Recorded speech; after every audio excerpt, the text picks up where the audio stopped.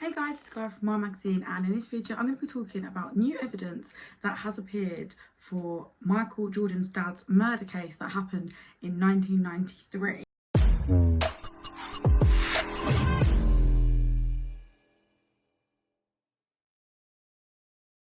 So I personally wasn't even born yet, but I know that a lot of people here will remember when this made the news, and of course there was a lot of speculation as to why he died, how he ended up in South Carolina in the creek, why did it take 9 days for his family to report him missing, and if he knew the guys that had murdered him. There was loads of speculation, and there still is to this day, until the new evidence was made recently. So after the body was found, after it was there for 11 days, it was so decomposed that they had to use dental records to identify the body, as well as fingerprints. When they found out as well that it was James Jordan, Michael Jordan's dad, of course the case was extremely high profile, and a lot of people were wondering why that would happen, especially someone that was high profile. So within the few months of the murder, Michael Jordan did walk away from basketball, and he said that it made him realise how short life is. And also since then, when he made his return, he now made sure it was a thing to hire like luxury buses and stuff like that. So he knew that his team and people around him were never on their own like his dad was. So the judge in the 1996 murder trial had urged the authorities to actually release Green, which was one of the teenagers at the time that committed the crime.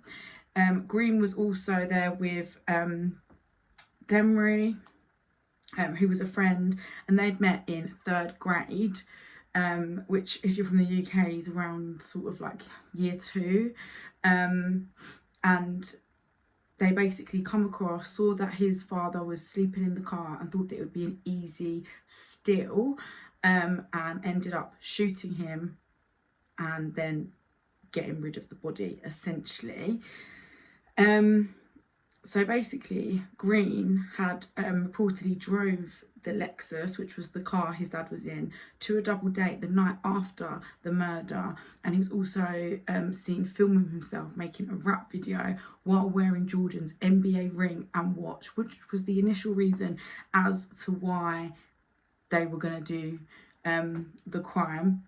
Now that night they had also said that they'd actually already stolen from a shop, stolen from a couple, so this was sort of the norm to them. They were often known for being thieves. So Demiri, who is the other guy in question, who has, I would say, has taken it the hardest and been through the most within the case, has basically given several versions of events, including on a podcast. He basically said that Green had shot the man while he slept. And then he also went on to say that his friend admitted shooting a man, and then he pleaded for help before taking Green to a motel where the body was originally laying in a ditch. But the new case that has kind of come out has said that, you know, stuff that Green's been saying has only ever hit dead ends. The 49-year-old remains still behind bars at Southern Correctional Institution, and in 2019 a judge had denied him for a new trial. Now his former attorney claimed Green had been treated differently in prison because of the victim in his case. So also they alleged that racism is absolutely a factor in this case. Green is black while Demry is American Indian, and then there is the phone call. Now the phone call is the new piece of evidence that has sort of reopened the case, if you like.